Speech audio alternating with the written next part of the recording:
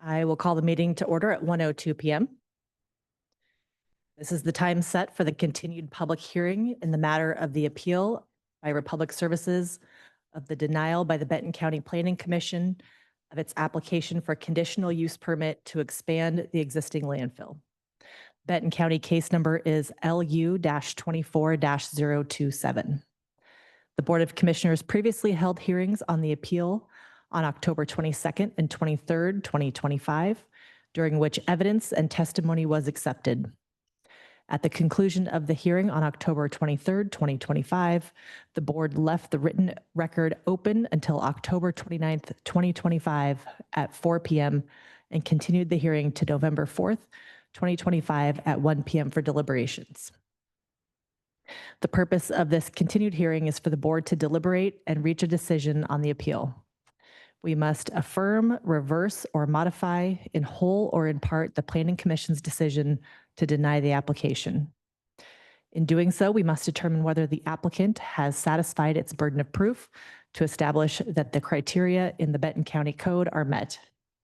The October 15th, 2025 staff report lists and sets out each of the applicable criteria which are found in the Benton County Code.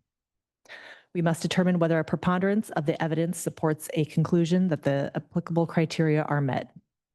A preponderance of the evidence means evidence which is of greater weight or more convincing than the evidence which is offered in opposition to it. In reaching our decision, we may only consider evidence, argument, or testimony that is already in the record. We may not consider evidence, argument, or testimony that is not in the record. In addition, evidence that is completely unrelated to the approval criteria is not relevant evidence. It is our job to evaluate the credibility and reliability of the evidence and how much weight to assign to evidence. It's important that our decision-making is free of bias. Each commissioner must put aside any preconceived perspectives and make a decision based solely on the evidence included in the record as it applies to the standards and criteria in the Benton County Code. As provided in Benton County Code 51.835, the board will consider the record of the Planning Commission's decision, evidence and testimony submitted after the appeal to the board was filed, evidence and testimony provided at the hearings before the board, as well as any new evidence or testimony that was submitted in writing into the record prior to October 29th, 2025 at 4 p.m. The entire record before the Benton County Planning Commission has been placed before the board by providing the entire record on the county's webpage, and it's part of the record of these proceedings. To all present today, please be respectful and courteous of all who are present. Commenting, clapping, or booing during the deliberations is not respectful or courteous. The chair reserves the right to remove anyone who does not abide by this direction or who engages in discourteous or disruptive behavior. If I find anyone's behavior to be discourteous or disruptive, I will ask you to leave. Worst case scenario, I will ask the sheriff's deputy to escort you out if needed, but I don't want to do that, and I don't think we'll need to. I will now ask the board if any commissioner needs to declare any ex parte communications not previously declared. I do not. Thank you, Commissioner Shepard. Yes, I received 3 emails after the record had closed in opposition to the landfill, and during a meeting last week, I had someone provide their unsolicited opinion to in opposition to the landfill expansion. I can still make a fair and impartial decision. Thank you. I also received, I don't know how many, couple emails that I did not open, and therefore can also make an impartial decision. The hearing is now open for deliberations. And I will ask for a motion in order to get deliberations started. Commissioner Shepard, I see your hand. I move that the appeal to be upheld, I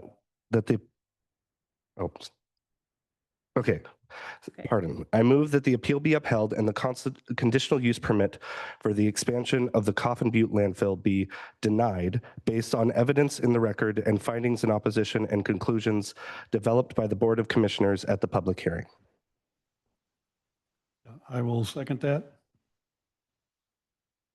Thank you. Commissioner Shepard, would you like to speak to your motion? Procedurally, do we want to, like, I can speak to my rationale now, or do we want to go through point by point? Okay. Okay. Well, Why don't you start with your rationale and then go point by point, okay. or vice versa? Well, No, it's a lot. There is so much. So we are trying our best to wade through everything and, figure out how to get this done. I think I would prefer to go through it point by point, starting with the definitions of some of the terms. Okay. I want to start with the term adjacent. So what I have is that adjacency is one of the core issues that the commission needs to address in these deliberations. And I appreciate that when determining land use decisions, there's a scale of ambiguous distances to describe how far a property sits from a proposed development. And adjacent is one of the narrowest scopes in that list of distances, with only the term abutting defining a closer relationship between a property and proposed site. To begin with, I agree that staff's recommendation and subsequently the applicant's agreement that the applicant's original definition of adjacent, which was determined to be abutting, was not an acceptable definition. I also agree that with the applicant's choice to use Webster's dictionary definition to guide the definition of adjacent. And I reject the Benton County Planning Commission's, I also reject the Benton County Planning Commission's definition of adjacent, extending to properties in municipalities miles away. Our code must not be interpreted in reverse, starting with where the residents identify an impact and then drawing adjacent to include that impact. But we must rather first define the term adjacent and evaluate impacts inside that decision. This being said, I'm not fully inclined to accept the definition that staff and the applicant settled on, where adjacent is defined as properties that abut the site and those properties that abut the properties abutting the site. And that reason is twofold. Tax lots and property lines are divisions created by governments to facilitate land ownership and taxation. Conditions such as odor, fire, runoff, and other potentially harmful impacts do not respect property lines and are more accurately measured by distance. The choice, number two, the choice to utilize 2 degrees of abutting separation seems arbitrary to me. Should the abutting properties be extended 1 more degree of separation, that impact would reach the incorporated city of Adair Village and several additional residential properties. I do not believe that the applicant provided sufficient explanation as to why the choice of 2 degrees of property line separation should be used to define the term adjacent. Should there be another opportunity for the Board of Commissioners to hear a remand of this case or a case similar to this one, I would ask our staff only accept a definition of adjacency in the form of distance from the performed site. However, I believe that rejecting the 2-degree definition of adjacent would not serve a concrete purpose for this application at this point. And in summary, at this time, I would be willing to accept the 2-degree definition of adjacent for the purposes of this application, but would direct staff to focus on defining this arbitrary term. So I would like to agree with much of what you said. I questioned the definition. So for me, actually, I mean, adjacent for me in my head means abutting. But the expanded definition that also included 2 degrees out, as you're referring to it, is actually, I think, it incorporates more than I could have perhaps been persuaded to incorporate. So I think it's actually a good case in this. So I do like the definition of adjacent, including abutting and then 1 property over. I did wonder about the arbitrary nature and the shapes of tax lots. And I thought, well, maybe taking something like a protractor and just drawing a circle around would be, more efficient, or perhaps just taking the shape of Republic Services land and expanding it so that it's equal distance all the way around. However, when I went through those exercises, I found that the area in question did not significantly change. So therefore, I agree with the definition and how it is portrayed here.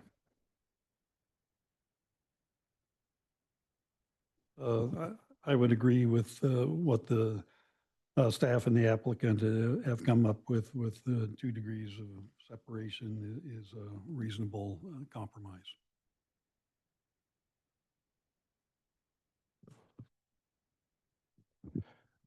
Another definition, ambiguous definition that I think we should, that we as a body need to discuss is the area, definition of area for character of the area.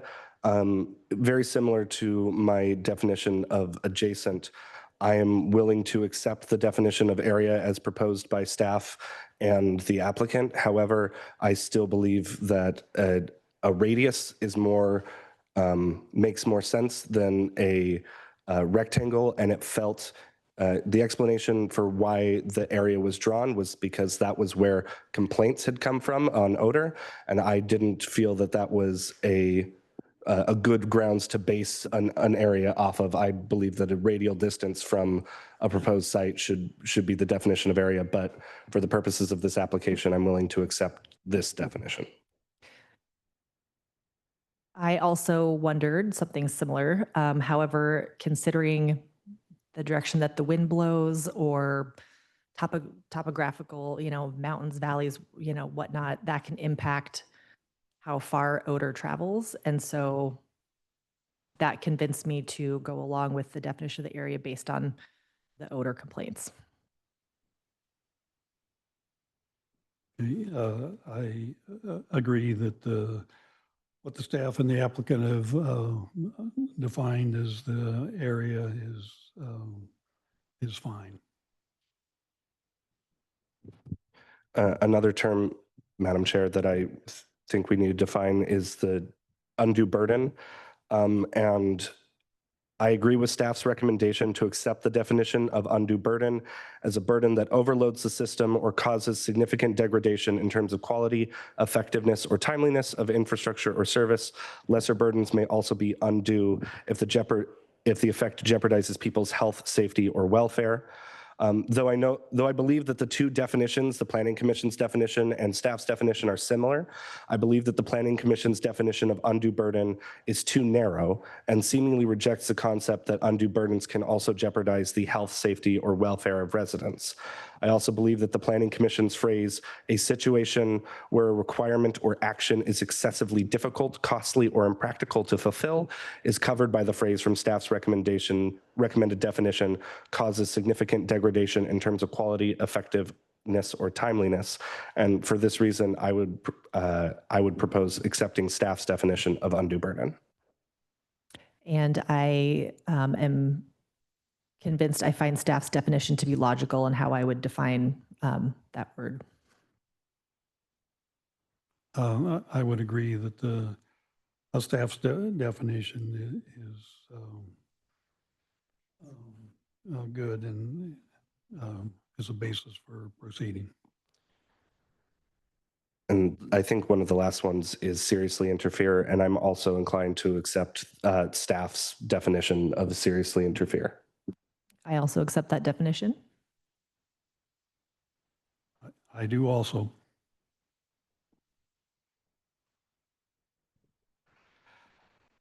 Okay. So when I asked staff to help to send me some information on what exactly are the criteria and list out the criteria, they gave me an order of the criteria, and I think that comes from the code.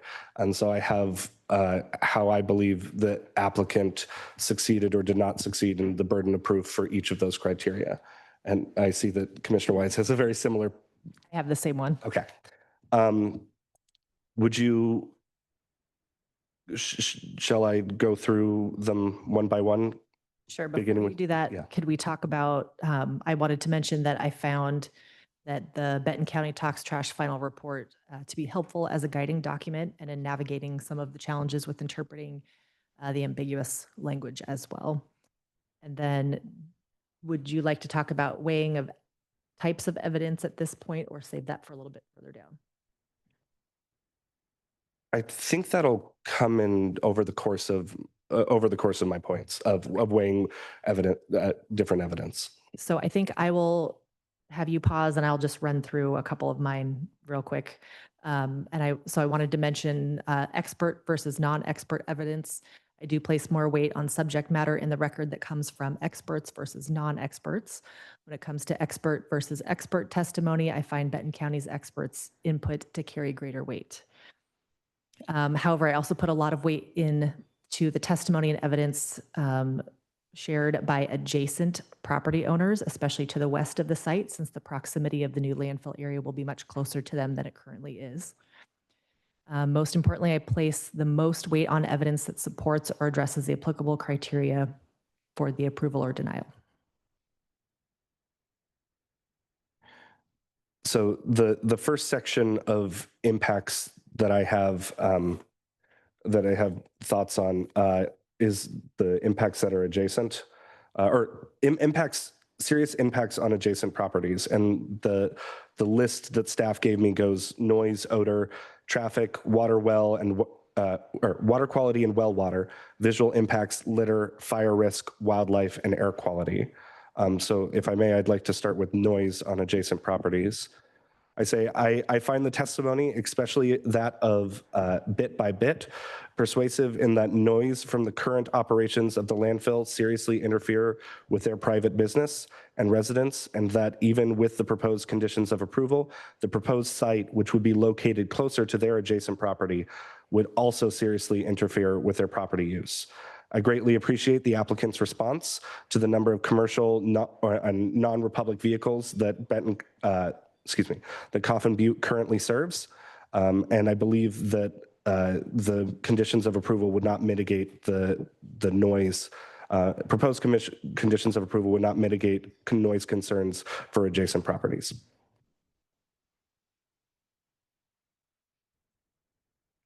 there anything you'd like to add to that, Commissioner Malone, or perspective? Not at this time. Okay. I also, as for odor, I found the large amount of public testimony regarding odor from the current operations of the landfill compelling.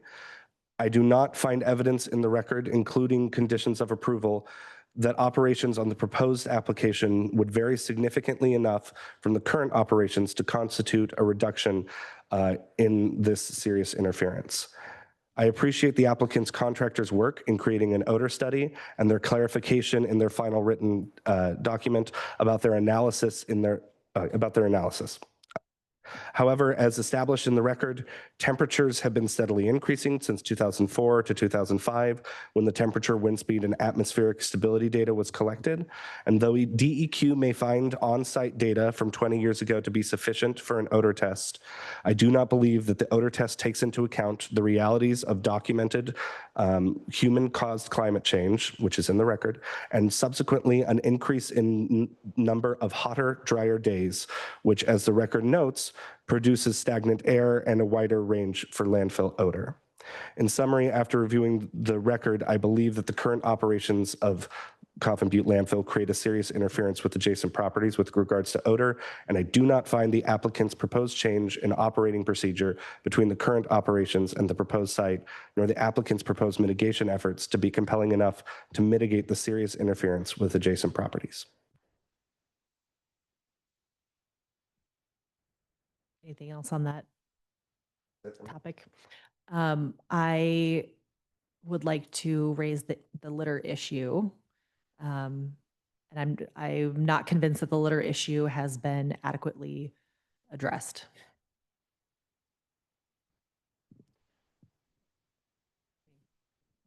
I have something on litter. Okay. So as for litter, I find the testimony, especially of bit by bit, persuasive in that litter from the current operations of the landfill seriously interfere with their private business and residences adjacent to the landfill. I appreciate the applicant's addressing of this matter through conditions of approval, such as additional and taller fencing. However, I do not believe that these conditions of approval sufficiently mitigate the risk proposed.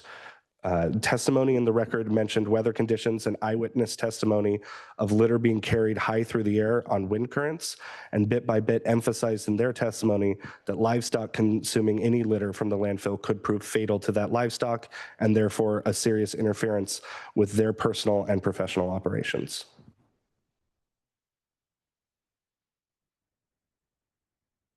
Okay. Visual. Based on evidence in the written and oral record, I believe the applicant satisfied the criteria with conditions of approval on as for visual.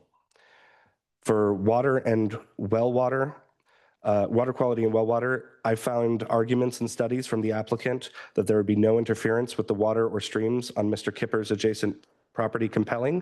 However, I also found concerns from Mr. Kipper and data from Mr. Geyer about potential effects of construction and operations on the proposed application on that same property also compelling. Because of this, I do not think the applicant has sufficiently exercised their burden of proof with regards to that criteria.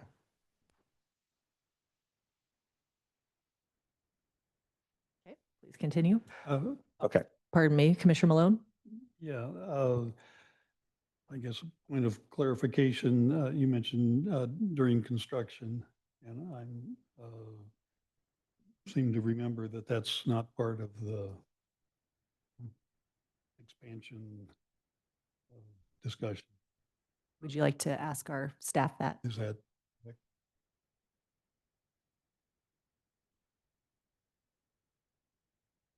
Never. Yeah, nope, do it again. Red means go. It's on the top. Nope. Nope. Yes. Yes, stop. Thank you, Chair and Commissioners. The current case law is that construction impacts are not part of the use and so are not relevant considerations. But It was a lot to say that. yes, but to clarify, are there other codes or rules that can enforce construction activities? So all of, should this be approved, all of the construction activities are regulated by other agencies. They'll need a solid waste disposal permit, construction permits, county engineering permits, public works permits. Thank you. Yes. So if I may, just to clarify, thank you, Commissioner Malone, for bringing that up. I think it's not, my point was not that it would be something that would be suffered by an adjacent property owner during construction. It would be a result of the expansion and the demolition that took place to expand the landfill. Is that applicable criteria? Applicable to the criteria? That could be found to be a serious interference. Okay. Thank you. It was separate from the construction when the use has sprung into existence. Thank you. It would be a permanent. The concern I had is that it would be a permanent interference with the person's property and not a temporary interference during construction. So thank you for the clarification. The last three that I have are fire risk, wildlife, and air quality. I feel like as for air quality, I spoke about air quality in the odor, and I don't have any additional comments on air quality. Fire risk, I do not find evidence that there will be an increase in fire. Pardon the interruption, please continue. I do not find evidence that there will be an increase in fire risk because of the proposed expansion. However, I would address fire intensity during the undue burden during the section about undue burden on public facilities. And the last one is I find concerns from the public relating to wildlife. I find concerns from the public relating to the fishing pond at E.E. Wilson Wildlife Park compelling. The fishing pond is a food source, and testing of the water and stock of that pond should be required as the property is considered adjacent to the proposed site. So if there's any future application or remand, that I would want that to be a part of the review. I too have a concern with fire risk. My concern is that there is no way to monitor potential fires after hours. When I asked the applicant what would happen after hours, they replied that a Dare fire would respond. In the applicant's rebuttal, they discussed fire concerns on page 13 and 14, stating that they've had collaborative discussions with the fire department, and have had significant improvements and modernizations, but did not provide specific information that would convince me that fire risks outside of operating hours are mitigated. And I find that the fire risk outside of hours of operation would be an undue burden on emergency services.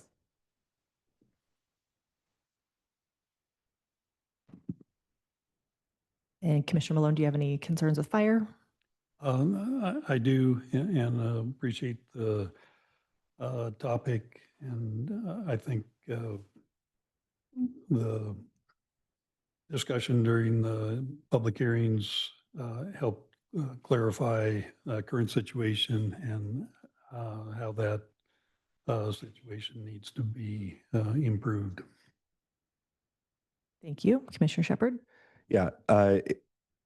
On the topic of fire, for the section on undue burden and whether or not the proposal provides an undue burden in relation to public improvements, facilities, utilities, or services in the area, I find the testimony received from Adair Rural Fire and Rescue Chief Aaron Harris compelling.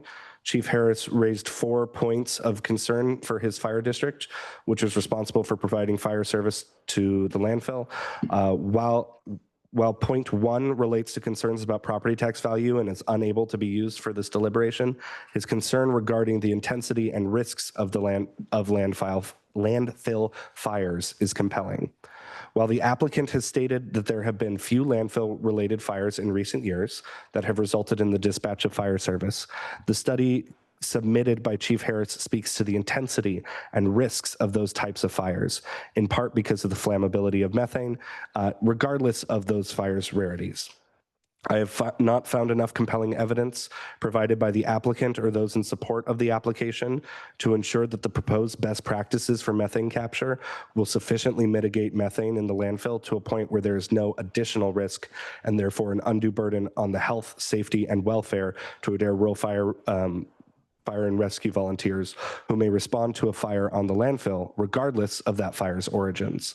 And to a point that Commissioner Wise raised about conditions of approval, it is my view that a second tanker truck filled with water is not a sufficient mitigation for the risk of methane intensified fires.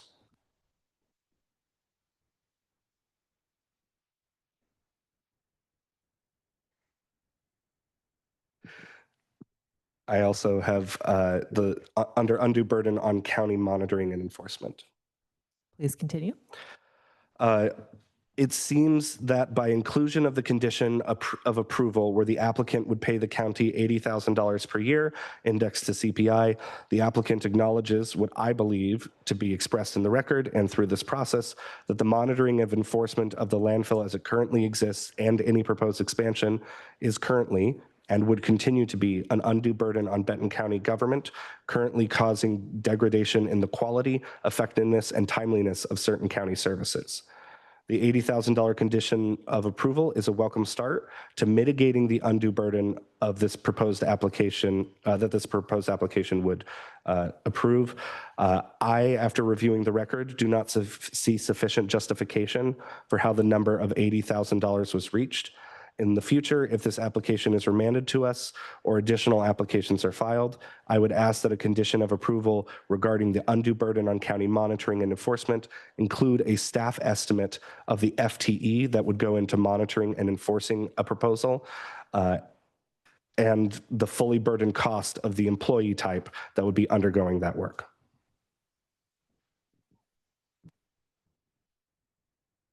Any additional comments on this topic, Commissioner Malone? Not at this time. I do have concerns that $80,000 would not be enough, especially if one staff person likely would cost us more than $80,000, even if their salary was $80,000. We still have benefits, healthcare, PERS, are they in the union, et cetera.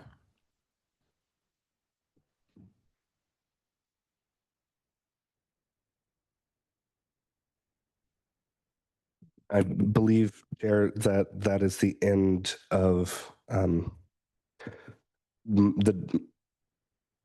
believe I've covered all the criteria that I have comments on. I believe that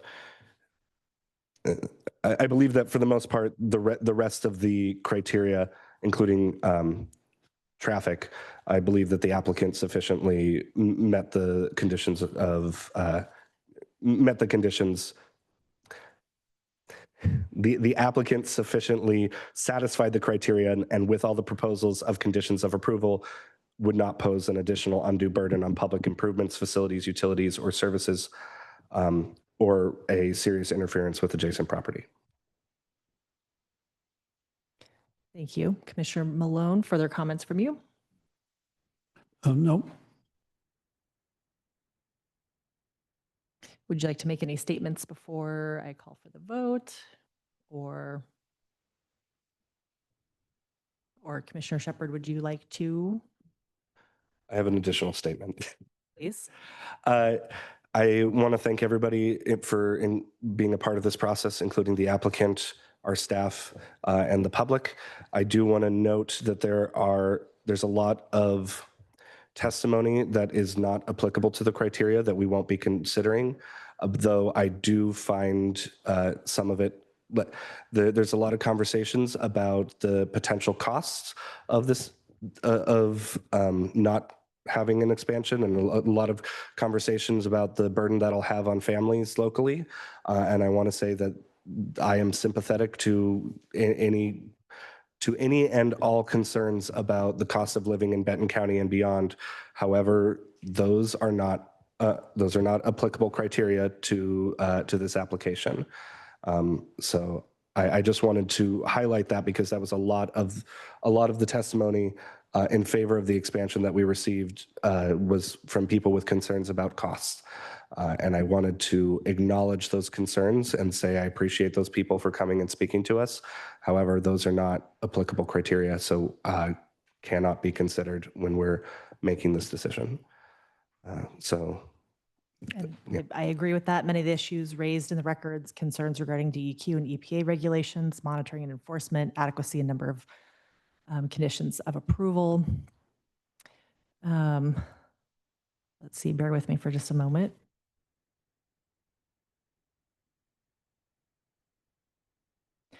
I meant to, at the beginning of this, thank staff for all of the hundreds of hours of work that they did on this to make sure that everything runs smoothly and that none of the 101 things that could have gone wrong went wrong today and at past hearings.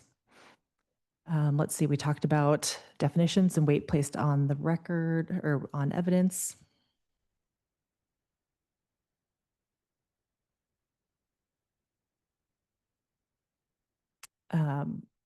And Commissioner Shepherd, to your point about much of the information that was put in the record are things that there are a lot of reasons why I agree that I wouldn't want to expand the landfill. I mean, we heard many good examples of how detrimental landfills can be and the negative impacts to surrounding community. They can produce bad odors, leachate, loud noises, traffic, methane, the list goes on. But we do have to stick to the applicable criteria.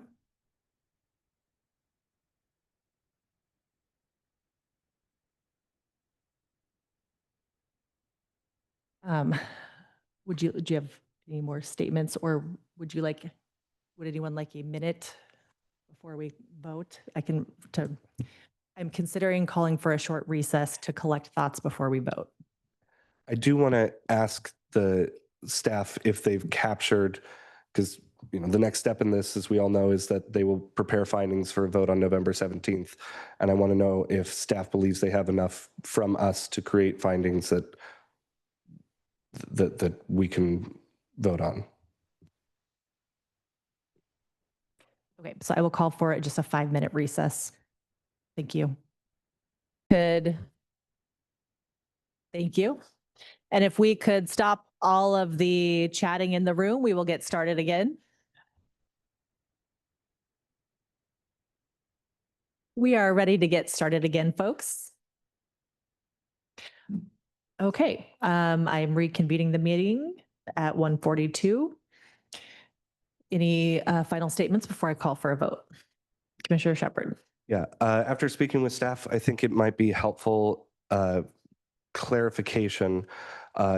So one of the things that staff has to do is present these findings. And if, I presented a lot of what I had written and my opinions on things, and to get a nod or a verbal agreement from commissioners about whether or not they agree with what I said. So those things should be in the findings, because we might disagree on the motion, but disagree on certain findings, which would.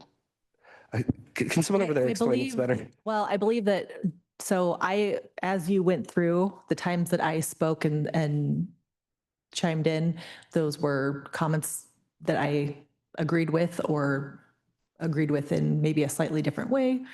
And do you find that also to be true, Commissioner Malone?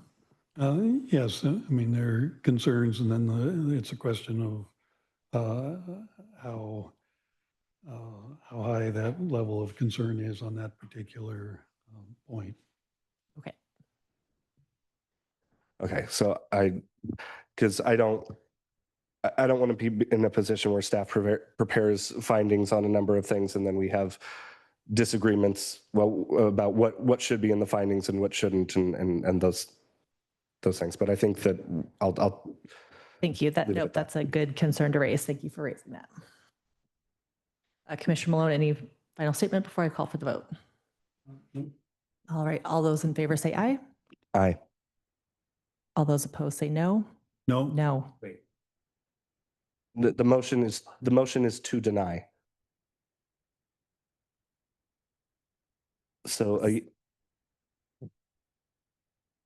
Okay. So I unfortunately do not wish to deny the application, is my vote. And I believe was that what you meant to? Or Could you clarify that? yes, let's read the motion again. So the motion was to, I move that the appeal be denied and the conditional use permit for expansion of the Coffin Butte landfill. So, yeah, I move that the appeal be denied. Oh, I totally misread that. Okay, We can do it. Well, let's do a do-over. I read the first part of the first section and the second part of the second section. Madam Chair, I'd like to withdraw my motion. Okay. Pat, do you withdraw your second? Excuse me, Commissioner Malone. What did he ask for? To withdraw his motion. That I seconded. Yes. Do you withdraw your second?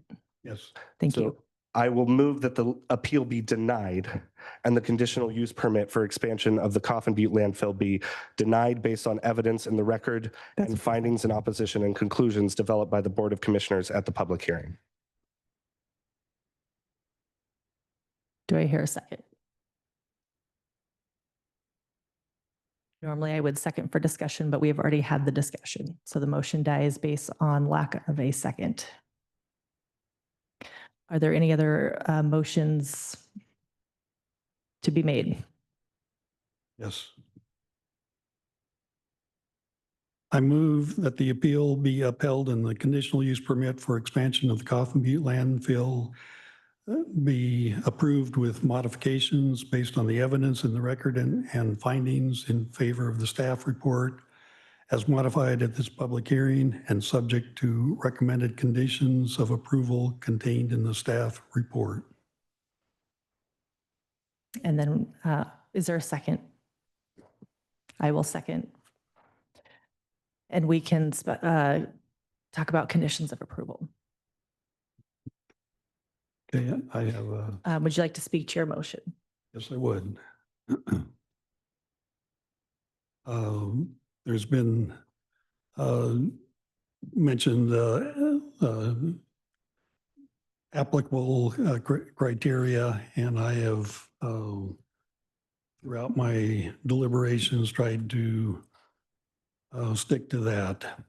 I've been monitoring the Coffin Butte expansion for most of my almost 7 years as Benton County Commissioner, and until yesterday had not made any decision on the expansion of the Coffin Butte landfill.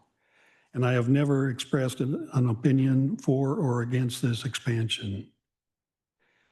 Even though this is a high-profile conditional use permit, CUP, The applicant needs to be treated fairly, just like any other CUP applicant.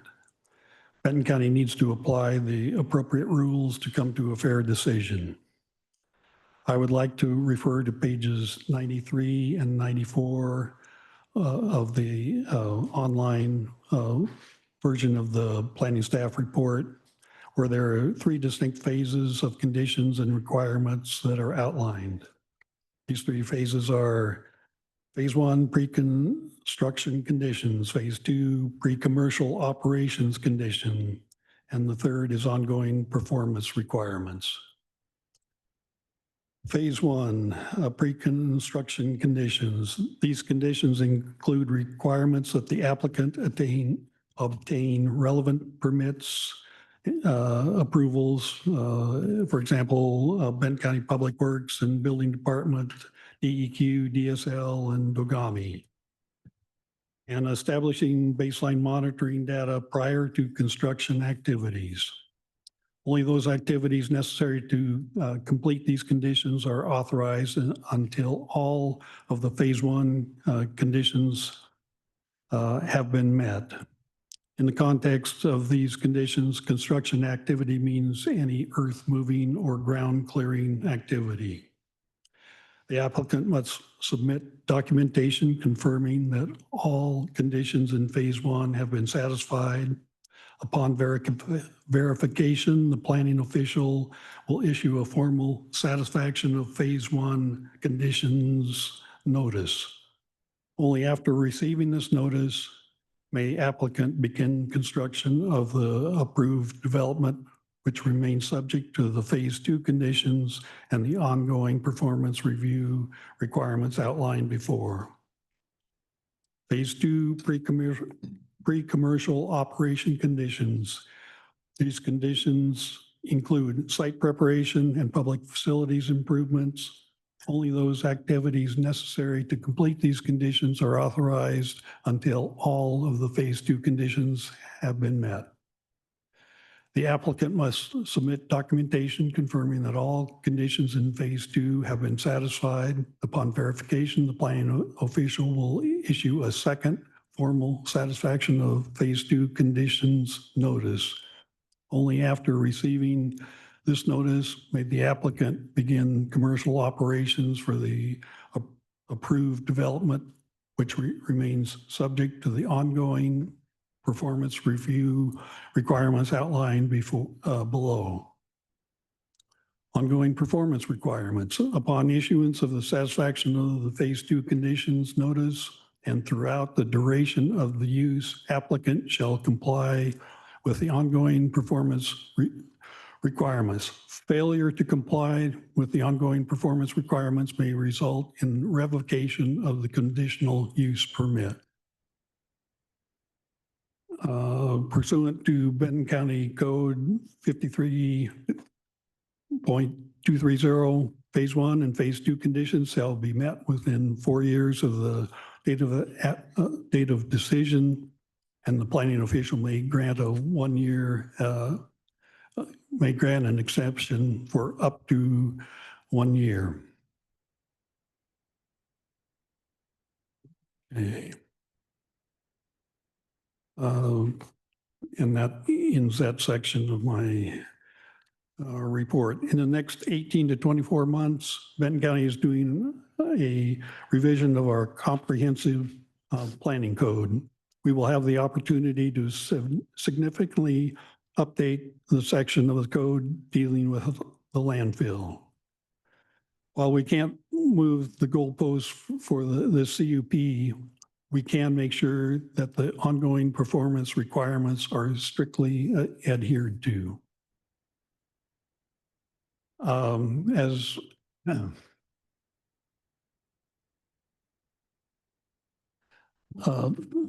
There are, I think have been already mentioned, some limitations to this review, and there's a couple that I wish to highlight.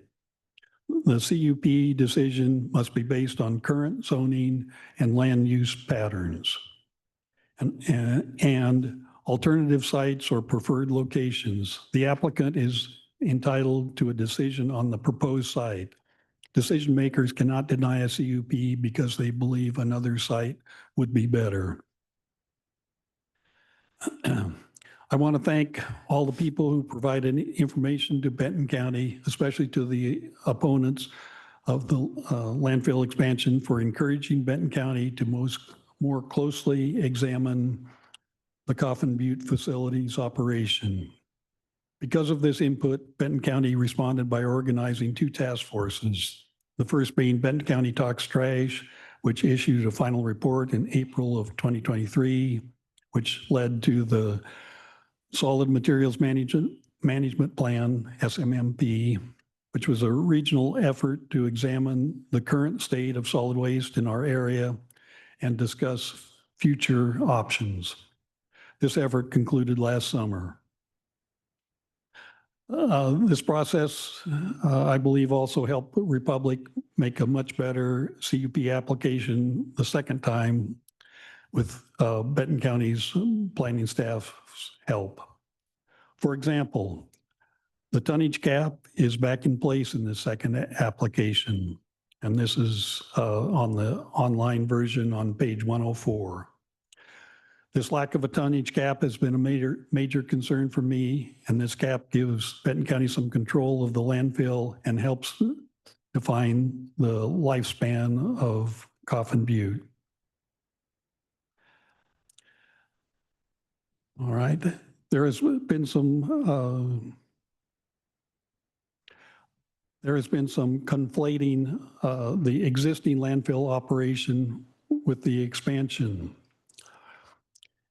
It is a fact that the expansion portion of the landfill will have much more stringent conditions and requirements than the existing portion of the landfill.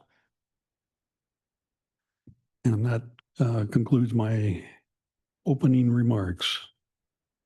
Thank you. And I agree with much of what you said. As I mentioned before, I can think of a lot of reasons why I wouldn't want to expand our landfill, which I mentioned. The landfill has not been in any way a good neighbor from the time it became a disposal site in 1948 through when it became a regional landfill in 1974, and through many conditional use permits issued to the prior landfill operator and then to Republic. It has been the source of much controversy and many complaints, and has not been a good business partner in the county or a good neighbor to its neighbors. When Republic Services took over ownership and operation of the landfill in 2013, things do not appear to have improved at any level that I would have liked to seen had I been a commissioner at the time. Republic's 2021 application was seriously deficient in considering neighbor concerns about an expansion. Republic did participate in the Benton County Talks Trash process, which resulted in an improvement in the process for future conditional use permits, and which in many ways led us to where we are today. But make no mistake, I do not think any for-profit company like Republic is going to just do the right thing without significant leverage to force them to do the right thing, including the threat of permit revocation for violations of conditions of approval or other laws that apply to its operation. In spite of my dislike for our landfill, the law requires me to set aside those feelings and evaluate the application based on the evidence alone. That is what I'm doing. I acknowledge and I agree with many of the issues and concerns raised by public testimony. But unfortunately, I must put my preconceived perspectives aside and make a decision based solely on evidence and arguments included in the record that is applied as it applies to the standards and criteria in the Benton County Code. I know a lot of community members are disappointed with me, and I know some community members will write and say disrespectful and discourteous things about me. And I know this because it has already happened.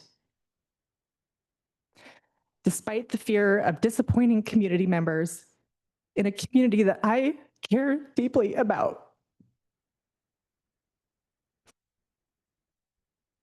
A community I have lived in for more than 20 years and raised 2 children in. Despite the fear of having to read more mean comments about me on social media and in the local paper, I have to follow Oregon land use law and the Benton County Code. The easiest thing for me to do would have been to just vote no. However, my integrity will not allow me to compromise on this, despite my personal feelings and fears. Nancy does not want to expand the landfill. Commissioner Wise must be impartial and follow the laws of Oregon and the Benton County Code, as I swore to do at the beginning of my term. There's no reward or praise for me to vote to expand it, quite the opposite. But I have to do the job I was elected to do.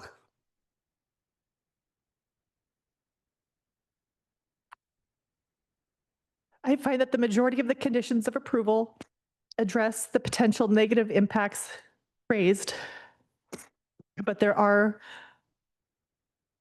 some issues that I still think need to be addressed by additional conditions of approval.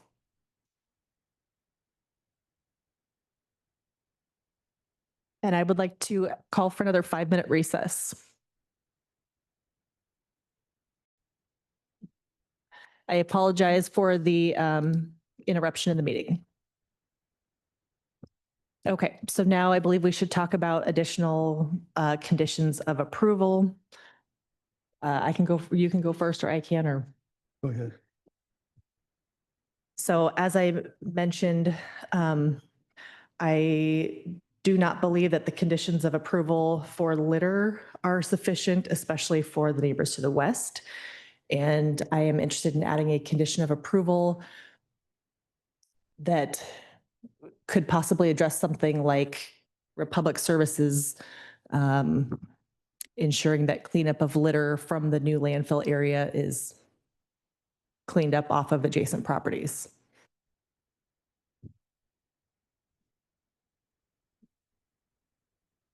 I also do not believe that their fire, as I mentioned before, the fire risk after hours is sufficient. And so we'd be looking for a condition of approval that would address after hours fire monitoring. If you have one, please jump in. And as always, looking to staff to make sure I've got the right words, but this is my thoughts on doing better at the Coffin Butte Landfill.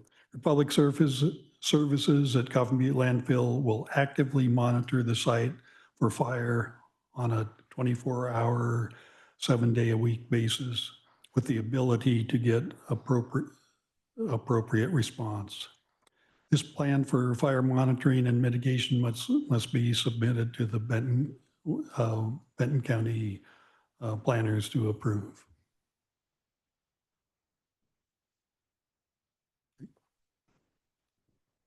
And commissioners, with the proposed conditions of approval, we would like to take the next 2 weeks or 13 days to really wordsmith them, and then we'll bring them back to you with that final meeting.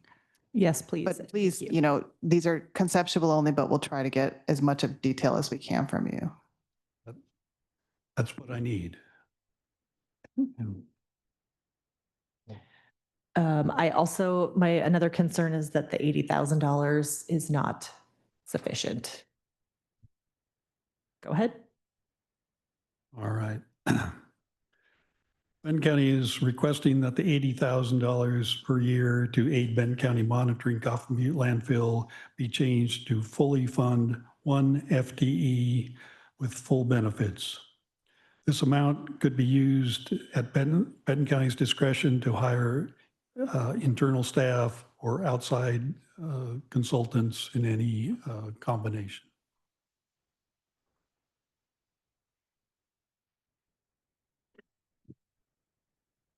If you have more, please continue. Okay. tonnage cap that is referred to on page 104 of the online version of the staff report states 1 million tons per year of municipal solid waste, MSW.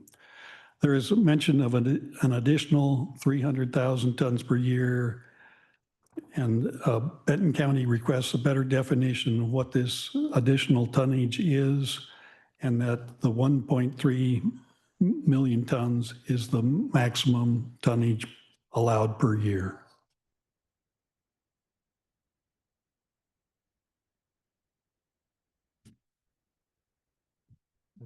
Commissioner Shepherd? Yeah.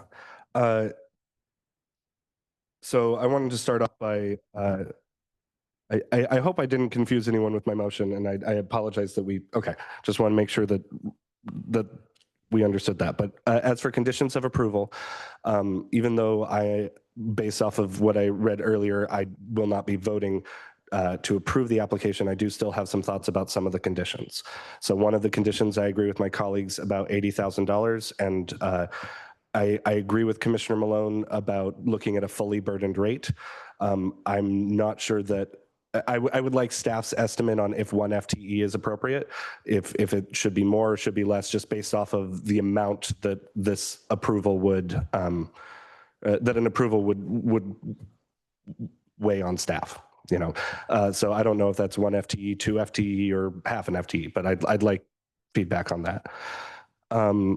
The other thing that, another condition of approval, I would like it if the pond at E.E. Wilson was tested and a baseline established and then continued to be tested. And I'll look to the other, because I'm just one commissioner, but if that's a condition of approval that they think is appropriate, that's one that I think should be added. I believe that's appropriate. Okay. I think it's a good idea. And then the last condition of approval change that I would want to see is there are still a number of conditions of approval where Republic is responsible for hiring contractors to conduct studies, and then those studies will be given to the county at some point, and it says sometimes in an annual report or as need, that kind of thing. I would prefer if that fully burdened rate, that was a part of the responsibility of the staff person that Republic is funding, and that other condition of approval that we just talked about. So there's things like studies with the rookeries and a few other cases where Republic is responsible for hiring a contractor. I'm not talking about the odor where their employees go out and around and do those kind of things. I'm talking about where it says we would hire a contractor to do something. That Republic would hire. Yeah, in the current conditions of approval, it says Republic would hire those. I would prefer if we were the ones, if we, the county, were reimbursed for being the people to manage and hire those consultants to conduct those tests.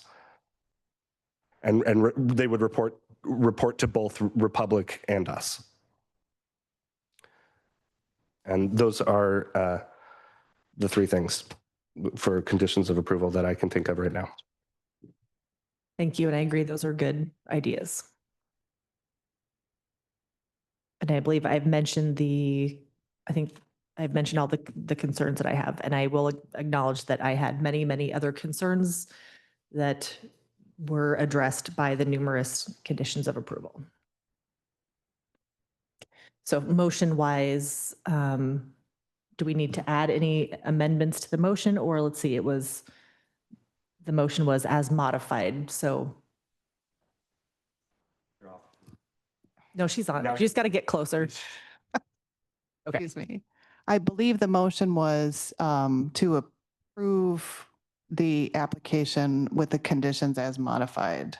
Okay, and do you need, It would be nice to have a motion to accept all of the conditions that were just proposed in the last, since we returned from the recess. okay, so someone to move to amend the motion with all of the conditions as stated. Was that a motion, Chair? You could say as moved. As moved. Is there a second? Second? All those in favor say aye. Aye. Aye. Aye. The amendment to the motion passes. Any other amendments before I call for the vote? Hearing none, all those in favor of the amended motion say aye. Aye. Aye. All those opposed say no. No.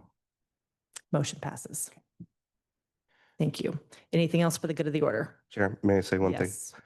I want to appreciate everyone who came today, everyone who spoke, and I want to highlight something that Commissioner Wise said, that it is appropriate for the public to criticize the decisions that the government makes and the government itself, but not to criticize us as to make personal attacks against individuals. So even though we disagreed on this motion, and I feel justified in my decision, and you both spoke to yours, I would ask the general public to be respectful of the people who made this decision as individuals, even if you disagree with the substance of that decision. When making criticisms, when posting all those things, you know, it is people's right to criticize their government, but please do not attack people as individuals. And I will just clarify, no one here is on the take. No one here got paid behind the scenes to make a decision today. So we all came to our independent decisions through our own processes and our beliefs and the information in the record. So I just want to say that. Thank you. Chair, just there's some required language at the very end of the script to get us out of here. Oh, yes, please, Commissioner Malone. Thank you. And I don't think I did it earlier, but I want to thank staff for kind of organizing things and keeping us moving forward. This was unprecedented amount of testimony, and we had to adjust our scale. I think our computer system was not adequate at first, and had to, okay, we need whatever the next version is. And staff has been, I think, has done an excellent job keeping up with the reporting and getting information out in a timely manner. And like I said in my comments, I do appreciate all the people that have weighed in on this issue. Like I said, I've been a commissioner for almost 7 years, and we are in much better shape. The county is in much better shape as far as monitoring, knowing the situation, and I'll put a plug in for moving to the future. The SMMP process ended last summer, but their Representative Finger McDonald's Bill 30s, House Bill 3794, I believe, is setting up a solid waste task force for basically the whole state. It will probably emphasize the Willamette Valley, but this problem has been recognized as much more than just a Benton County issue, as has been pointed out repeatedly, that Coffin Butte is a regional facility, and going forward, we will be well served to organize as a group of counties to figure out how to do our solid waste in the future. So stay tuned on that. But I appreciate everybody's efforts on trying to make Benton County smarter as far as the solid waste issue, and I can guarantee that we are and take this effort very seriously, and will continue trying to make improvements. So thank you to staff and our community. Thank you. This public hearing is continued to November 17th, 2025 at 9 a.m. when the board will reconvene to adopt written findings in support of the oral decision made today. To members of the public and the applicant, the Board of Commissioners continues to be restricted from engaging in ex parte communications regarding this application until the final written decision and findings are adopted. Please do not communicate with any of the commissioners during the time between now and the continued hearing on November 17th. Thank you very much. We are adjourned at 2:20 p.m.